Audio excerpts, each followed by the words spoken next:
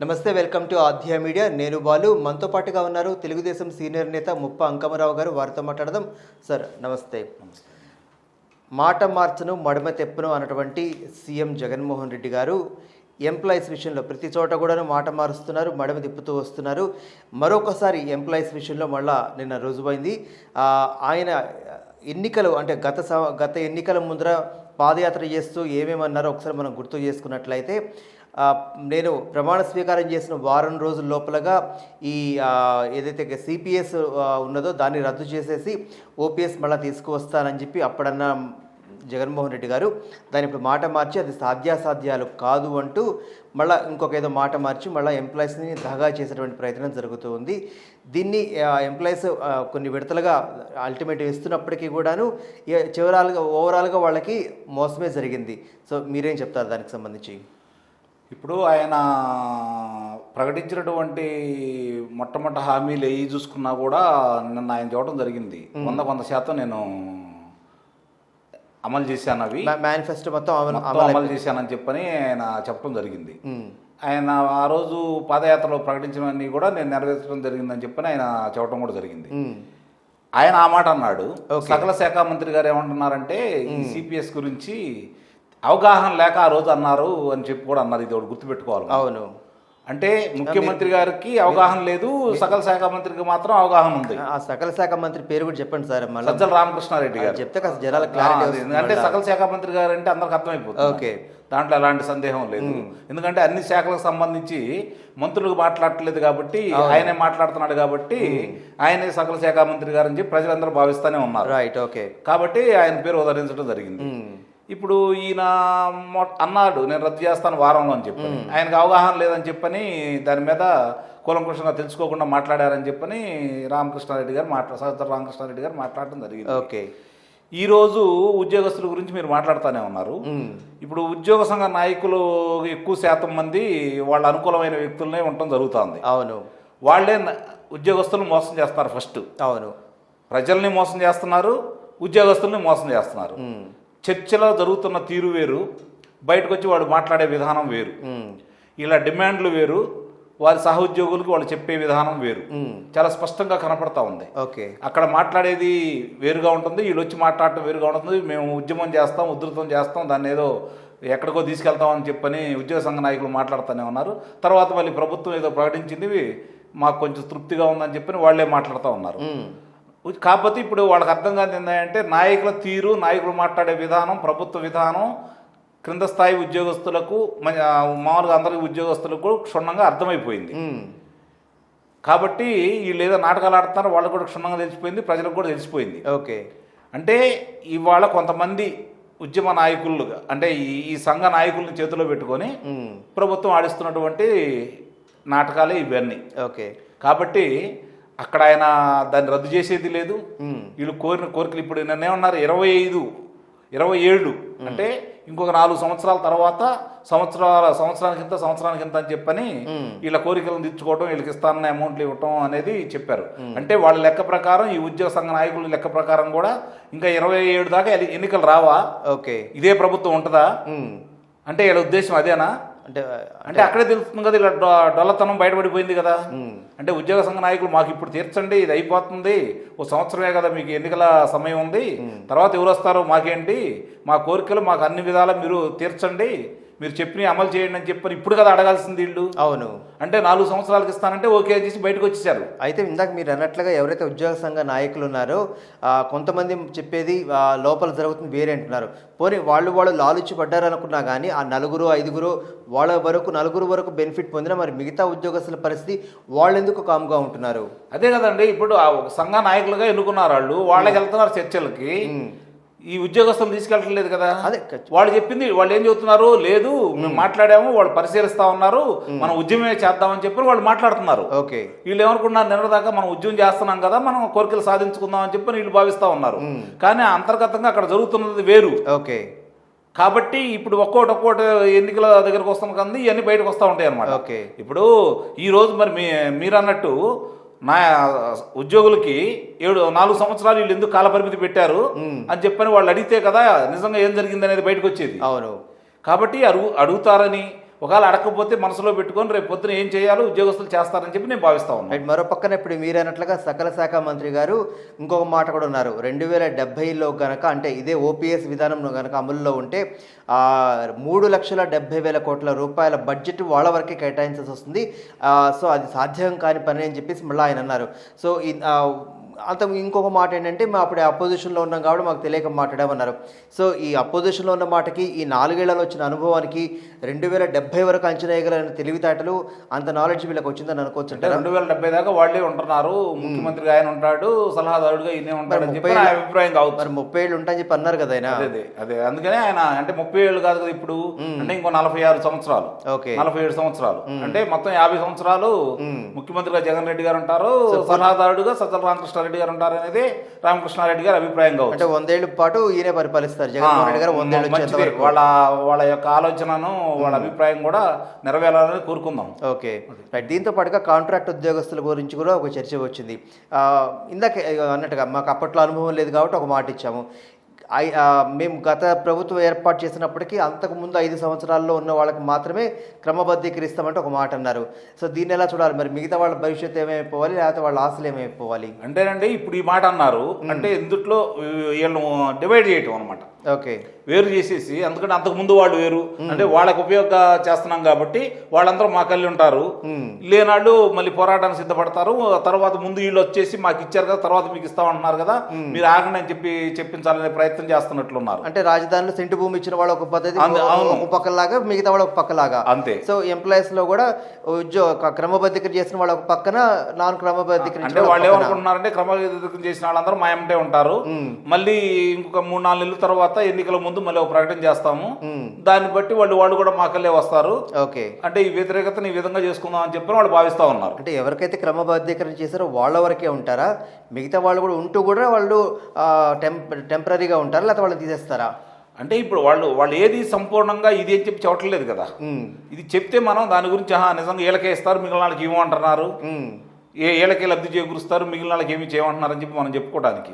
ఇప్పుడు ఇంతకుముందు ఏమన్నారు, గత 5 సంవత్సరాలు అంటే ఉమ్మడి రాష్ట్రంలో ఉండగా జరిగిన వాళ్ళ వరకు మాత్రమే అని కదా వాళ్ళ అభిప్రాయం. తర్వాత ఇప్పుడు చంద్రబాబు నాయుడు గారు వచ్చిన తర్వాత జరిగినటువంటి వాళ్ళకి ఇప్పుడు అలా చేయము, వాళ్ళు తీసుకున్న గత ప్రభుత్వం అంటే చంద్రబాబు నాయుడు గారు 2014 నుంచి ఎవరైతే కాంట్రాక్ట్ ఉద్యోగాలు తీసుకున్నారో వాళ్ళకి లబ్ధి చేకూర్చమనే కదా వాళ్ళ అభిప్రాయం కూడా. అవును. కాబట్టి దీన్ని వాళ్ళు ఉద్యోగస్తులు ఏ విధంగా ఈ కాంట్రాక్టు సంబంధించిన వాళ్ళందరూ ఉద్యోగస్తులు ఏ విధంగా స్పందిస్తారని మనం చూద్దాం. అంటే నేను ఇందాక చెప్పినట్లు వాళ్ళని విడగొట్టి, అంటే బ్రిటిష్ వాళ్ళు ఏ విధమైతే చేశారో సేమ్ అదే విధంగా వీళ్ళు అమలు చేయాలని చెప్పి వీళ్ళు కోరుకుంటా ఉన్నారు. రైట్. మొత్తం కరాఖండిగా ఇప్పటిదాకా ఏదో అడ్డం పెట్టిన తెరలాగా ఉన్నటువంటి వ్యవహారం నిన్నటితో మొత్తం బట్టబయలైపోయింది. సో ఓపీఎస్ రద్దు, కాంట్రిబ్యూషన్ పెన్షన్ స్కీమ్ కాదు, సంథింగ్ ఇంకోటి ఏదో తీసుకొచ్చారు. కనీసం ఇకనైనా సరే ఎంప్లాయీస్లో తిరుగుబాటు కావచ్చు, లేకపోతే వాళ్ళు ఇచ్చినటువంటి కొన్ని అల్టిమేటం డేట్స్ కొన్ని, అంటే కలెక్టరేట్లు ముట్టడి, లేకపోతే పెన్ డౌను, మొబైల్ డౌను, ఇట్లా అల్టిమేట్లో ఒక డేట్స్ ఇచ్చారు. దానికి కట్టుబడి ఉంటారా, లేకపోతే ఇంకా ఈ మభ్య పెట్టే మాటలు చెప్పే వాళ్ళ మాటలే ఇంకా వింటూ ఉంటారా? అంటే నాయకులు కదా నిర్ణయం తీసుకోవాల్సింది. ఇప్పుడు నాయకులే కదా నిర్ణయం తీసుకోవాల్సింది. ఉద్యమ సంఘ నేతలు ఎవరైతే ఉన్నారో వాళ్ళు నిర్ణయం తీసుకోవాలి. ఓకే, వాళ్ళు చెప్తే వీళ్ళు అమలు చేస్తారు. ఇప్పుడు ఉద్యోగస్తులు నిజంగా వాళ్ళ జరిగిన అన్యాయాలను గుర్తించేసి నాయకులను పక్కన పెట్టి వాళ్ళు ఉద్యమ కార్యాచరణలో కనుక వస్తే అప్పుడు మనకి ఏం జరిగింది అనేది ఒక అవగాహనకు వస్తుంది. ఓకే, అంటే ఇంకా ఉద్యమ నాయకుల చేతుల్లోనే ఉన్నారా, తెలిసి కూడా మనం ఎంత చేసినా కూడా ఉద్యమ నాయకులు ఎలానే చేస్తారు. కాబట్టి రేపు పొద్దున భవిష్యత్తులో వచ్చే ఎన్నికల్లో మనం ఏం చేయాలో చేద్దామని చెప్పి అనుకుంటారనేది ఉద్యోగస్తుల చేతుల్లో ఉంది. Okay, right. మరొక అంశం తీసుకున్నట్లయితే ముందస్తుకు వెళ్తారు అని చెప్పేసి ఒక ఊహాగానాల మధ్య ఈ మధ్య కాలంలో సాగిన నేపథ్యంలో ఒకనొక సందర్భంలో అంతర్గతంగా వైసీపీ పార్టీ నుంచి కూడా ఒక సంకేతాలు వచ్చిన నేపథ్యంలో అది కూడా కాదు అంటూ బట్టబయలవుతూ ఫిబ్రవరి దాకా అప్పుడు అంటే సంవత్సరం ఏదైతే గడువు ఉందో అప్పటిదాకా ఉంటామంటూ ఒక స్టేట్మెంట్ నిన్నటితో మళ్ళీ ఈ మంత్రిమండలి సమావేశంలో తేలిపోయింది. ఎట్లా చూడాలంటే మొన్నటిదాకా ఏమనుకున్నామంటే డబ్బులు లేవు, లేకపోతే పరిపాలించడానికి ఇంకా డబ్బులు లేవు కాబట్టి వెళ్ళిపోదామని అనుకున్న ఒక తీరు అనుకుంటే, కాదు ఇంకా సంవత్సరం పాటు ఉంటాము అని ఒక తీరు. నిన్నటి నుంచి ఏమనిపిస్తుంటే ఈ సంవత్సరం కూడా దోచేసుకొని వెళ్ళిపోదామని మరొక మాట వినిపిస్తుంది. సో ఎట్లా చూడాలంటారు దాన్ని? ఇప్పుడు ఆయనకు అప్పులు పుడుతున్నాయి. ఓకే, అప్పులు పుడితే చివరి దాకా చేసుకుంటూ వెళ్ళిపోతూనే ఉంటాడు. అది కేంద్రం అనుమతిస్తుంది కాబట్టి, ఈయన కోరికలు తీరుస్తుంది కాబట్టి మామూలుగా వెళ్ళిపోతూనే ఉంటాడు. ఇప్పుడు పోయినసారి కూడా చెప్పాను నేను, ఏంటంటే ఈ ముందస్తు ఎన్నికలకు రాడు, ఓకే. కేంద్రం అనుమతి తీసుకొని కేంద్ర సంపూర్ణ సహకారం ఉంటేనే ముందస్తు ఎన్నికలకు వస్తాడు అని చెప్పని కూడా నేను చెప్పడం జరిగింది. 2018లో తెలంగాణకు ఏ విధంగా అయితే సహకరించిందో కేంద్రం టీఆర్ఎస్ పార్టీకి, ఇక్కడ కూడా అలానే సహకరిస్తుంది అని చెప్పని అందరం భావించడం కూడా జరిగింది. ఓకే. అంటే దానితో అంటే రేపు తెలంగాణతో జరిగే ఎన్నికల నాటికి ఆంధ్రాలో కూడా ఎన్నికల్ని అదే సమయంలో ఒకేసారి చేస్తారని చెప్పని భావించడం కూడా జరిగింది. ఇప్పుడు వీళ్ళు ఇచ్చే స్టేట్మెంట్ని మనం అది గీట్రాయిగా తీసుకోవాల్సిన అవసరం లేదు. ఓకే. అది గ్యారంటీ కూడా కాదు, ఎందుకంటే ఎప్పుడే మూడు మారుతుందో తెలియదు. ఎందుకంటే ఒక నెల 2 నెలల్లోనే అన్ని కార్యక్రమాలు అయిపోయినాయి. ఒక 6 నెలలు పట్టేది కూడా 2 నెలల్లో పూర్తి చేయడం జరిగింది తెలంగాణ ఎన్నికలకి. చాలా తొందరగా ఇక్కడ గవర్నర్ గారికి ఇచ్చారు, ఆమోదం తెలపడం, పైనుంచి రావటం, వీళ్ళు అనుకున్న డేట్స్ ఫలానా ఎన్నికలు జరుగుతాయి అని చెప్పి ముందే చెప్పినా కూడా అదే డేట్లకు రావటం, ఇవన్నీ చూస్తానే ఉన్నాం. ఓకే. మీరు ఒకసారి 2014 నుంచి అక్కడ దేవుడు కరకరించారు, పూజారి అనుగ్రహించారు అక్కడ. అవునండి. ఇప్పుడు అందుకే 2014లో మోడీ గారు కేంద్రంలో అధికారంలో వచ్చిన తర్వాత తెలుగుదేశం పార్టీ ఆంధ్ర రాష్ట్రంలోనూ టీఆర్ఎస్ ఇక్కడ రావడం జరిగింది. మీరు ఒకసారి చూసుకుంటే 2017 నుంచి కేంద్రం మామూలుగా ప్రతిపక్షానికి, ఆంధ్ర రాష్ట్రంలో ప్రతిపక్షానికి ఇక్కడ టీఆర్ఎస్కి సహకరించుకుంటూ వస్తూనే ఉంది. వీళ్ళు చెప్పియే జరుగుతున్నాయి. ఓకే. ఆ రోజు విజయసాయి రెడ్డి గారు కావచ్చు, జగన్ రెడ్డి గారు కావచ్చు, లేకపోతే ఇక్కడ కేసీఆర్ కావచ్చు, వీళ్ళు అనుకున్నాయి, వీళ్ళు చెప్పియే అక్కడ జరుగుతూ ఉన్నాయి. ఎన్నికలు 12 రోజులు వస్తున్నాయి అంటే వస్తున్నాయి. ఓకే. కాబట్టి వీళ్ళకి వాళ్ళు హామీ ఇచ్చిన దాని ప్రకారం వీళ్ళు నడుచుకుంటూ వెళ్ళిపోతానే ఉన్నారు. ఇప్పుడు జనం ఏమనుకుంటున్నారంటే అంటే మొరబై పెడతనా కోసం కొంత జరుగుతుందేమో అని చెప్పి కూడా నాకు అనుమానంగా ఉంది. ఓకే. ఎందుకంటే ఇప్పుడు దాకా జనాభిప్రాయం ఏంటంటే కేంద్రం పూర్తిగా వైఎస్ఆర్సీపీకి సహకరిస్తుంది కాబట్టి ఇన్ని కార్యక్రమాలు జరుగుతున్నాయి, ఇంత దోపిడీ జరుగుతుంది, ఇంత అరాచకం జరుగుతుంది, కాబట్టి ఇది కేంద్ర సహకారం పూర్తిగా ఉంది అని చెప్పి ప్రజలందరూ ఒక నిర్ణయానికి రావడం జరిగింది. ఇప్పుడు వీళ్ళు చేసే ఈ ప్రకటనల వల్ల అంటే కేంద్రం అనుకూలంగా లేదేమో అనే అభిప్రాయం కల్పించడం కోసం చేస్తున్న నాటకాలేమో అని చెప్పని నాకు అనిపిస్తూ ఉంది. ఓకే. దీంతో పాటుగా నిన్నటి సమావేశంలో విద్యాదీవెన పథకం కావచ్చు, అమ్మఒడి పథకానికి సంబంధించి డబ్బులు వేస్తామను దానికి మంత్రిమండలి సంఘం ఆమోదం తెలపడం అనేది నాకు అది అర్థం కాలేదు. ఇప్పుడు ఇచ్చిన హామీ అది, దానికి మళ్ళీ మంత్రిమండలి ఎందుకు, లేదా వన్ మ్యాన్ షో కేవలం జగన్మోహన్ రెడ్డి గారి మీదే పార్టీ నడుస్తున్న నేపథ్యంలో మళ్ళీ ఈ మంత్రిమండలి సమావేశాలు వాళ్ళ యాక్సెప్టెన్స్ ఈ డ్రామా అంతా ఎందుకు? అసలు నిన్న ఇంకోటి ఆశ్చర్యం వేసింది నాకు. ఆయన తాడేపల్లి నుంచి బయలుదేరి వస్తుంటే సమావేశం జరిగే చోటకి మధ్యలో ఫ్లెక్సీలు చూడండి మీరు ఒకసారి. అంటే ఇదే ఫస్ట్ ఆయన ముఖ్యమంత్రి అయినట్టు, మంత్రి మండలి సమావేశం జరుగుతున్నట్టు, దానికి అభినందనలు తెలుపుతూ ఇప్పుడు ఫ్లెక్సీలు పెట్టడం అంటే ఇది నాకు కొత్త పొరబడి సృష్టిస్తున్నారు వీళ్ళు. ఆ కార్యకర్తలు కావచ్చు, ఔత్సాహికులు కావచ్చు, నాయకులు కావచ్చు. అంటే ఒక విచిత్రమైన పరిణామాలు జరుగుతూ ఉన్నాయి ఈ ప్రభుత్వంలో. ఆలికి అన్నం పెట్టి దేశాన్ని ఉద్ధరిస్తున్నట్టు ఫీలింగ్. ఇప్పుడు మీరు అన్నారు ఆ మంత్రి మండలి వాళ్ళు 10 సార్లు ఇప్పుడు ప్రారంభోత్సవాలే చేసుకుంటా వస్తున్నాడు ఈ ముఖ్యమంత్రి. ఎందుకంటే కొత్తగా చేయాల్సింది ఏం లేవు.